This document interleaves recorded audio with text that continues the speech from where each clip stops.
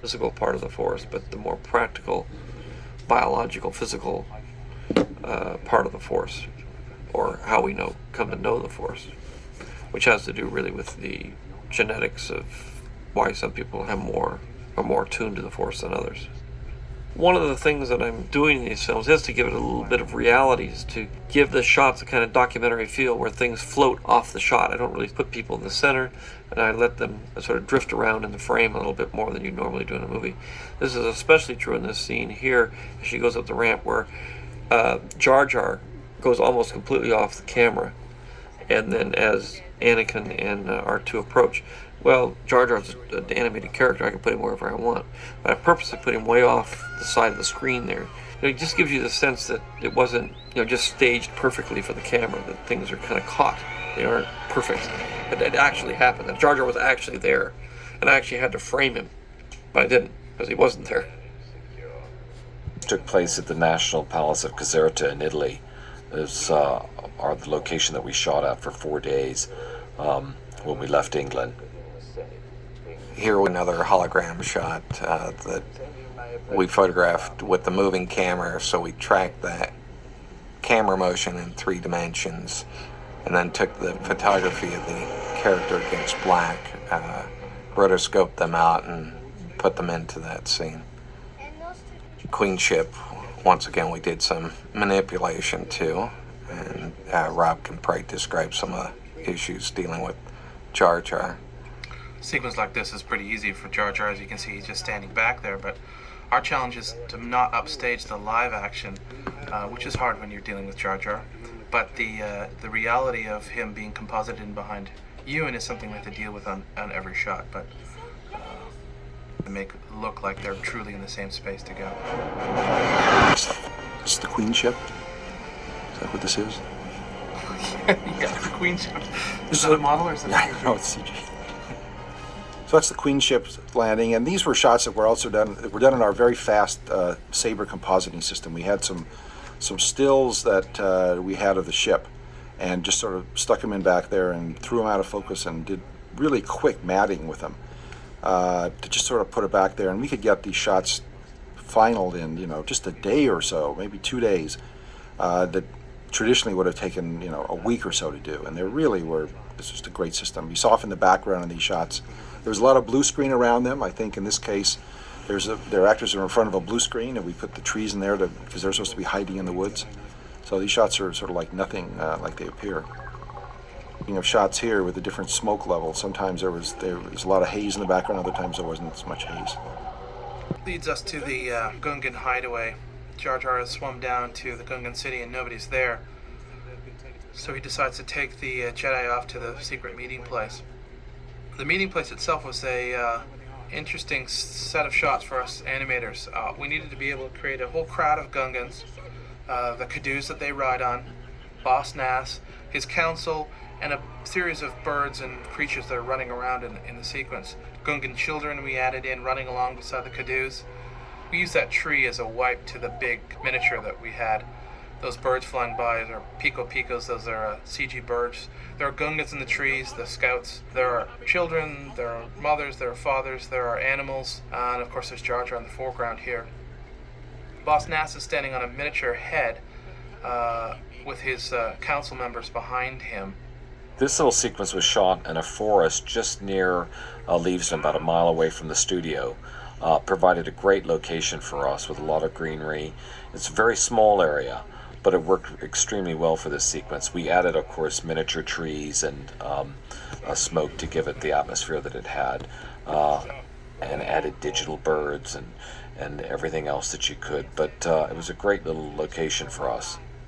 Throughout the film, I have been playing with the fact earlier on that Qui-Gon knows that Padme is the queen, and he uses that, especially when they go on Tatooine. He taunts her a couple times, and in the pod race he taunts her a couple times because he's just having fun with her, because he knows she's the queen, but the others around him don't. So he's been waiting for her to step forward and reveal herself. Anakin is completely surprised, but Obi-Wan and Qui-Gon aren't. In these shots is a model we made, probably about 20 feet square, and then different characters put into it. Even shots like this where the background's fuzzy and all, they're lit really well and they just marry right in.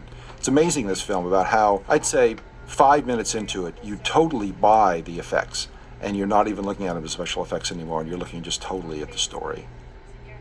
One day we were in London, we were in the middle of a casting session, and this huge guy came in, this larger-than-life character. His name was Brian Blessed, and he started to regale us with stories about trying to climb Mount Everest, and he was such a charming, wonderful guy. We didn't have a part for him really at that moment, and then George finally came up with the idea, he'd be perfect for Boss Nass. In fact, here you're matching that to the original Star Wars, right? Yes, this is a digital copy of the technique that was done originally. Originally, the material that was to appear as a hologram was run on a television monitor and then rephotographed. So we're adding the scan lines and roll bars and the flicker to try and make it look as though it were photographed off a television set. With nice clouds in it, and then we added the giant head into it, which is a model that we photographed. With Boss Nass arm in arm with Jar Jar is probably the most challenging shot we did in terms of animation. The reason it is because they're both wearing clothing, they're both computer graphics, so they have to bounce against each other, and computers like to pass things through each other. They're not really good at having things react and hit each other. We've got an acting performance going on, and we have a very long shot. So a shot like that would have probably taken us something like 8 weeks to animate. Particularly difficult. The background of this had no hills in it, so from a technical standpoint, they're under some trees and it's English countryside, and there's probably a freeway back there, I can't remember. So we added those high rolling hills that are needed for the story, actually needed for later on when we get into the Gungan droid battle that's coming up. And they were just, we just cut and pasted them and repainted them and made shapes from out of the hills that would fit with the, fit with whatever shot we're trying to put them in. Too was difficult getting the blending and everything right on these composites to have these characters here like she's looking like she's right in front of the hills, but in fact she isn't. Very difficult matting problems here. And these are all done in our quick compositing system, our Saber system. It's these shots, very quickly composited. Animations going on here through this entire sequence, primarily with Boss Nass. He just has a great sense of weight when he walks, and really seems as as royal and proud as he's supposed to be. Like he could possibly be the leader of this race. And it's hard, it's hard to look at this and think that Jar Jar is you could say, is of the same race even as Boss Nass. They always seem to me like they're sort of different things, but Boss is actually supposed to be a much, much older Gungan, and when you age, you kind of look like that. What do you think, Rob? I think I'd buy it. Buy it too? Okay. Bit of a reveal to have the hologram walking along with them, and then you don't know how they're doing it, and you reveal that little walking machine that the hologram is standing on, and at the same time you get to say kill all of them.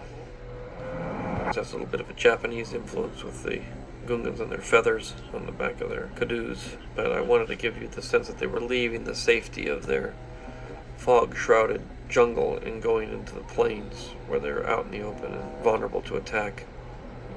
Beginning of the ground battle, this is where we have our 8,000 marching Gungans and Cadoos and all sorts of characters going along here. Needless to say, this was an enormous task to undertake for animation. We created a number of different walks for both the Gungans and their creatures. Think of thousands of particles moving across a plane, and each particle represents one particular character. And those particles have some intelligence of whether they're in close proximity to a fellow particle or whether they're in proximity to an enemy particle. This was sort of based on, you could say a John Ford movie. It's what we were kind of thinking of, the Western. Sorry interrupting my mom's voice.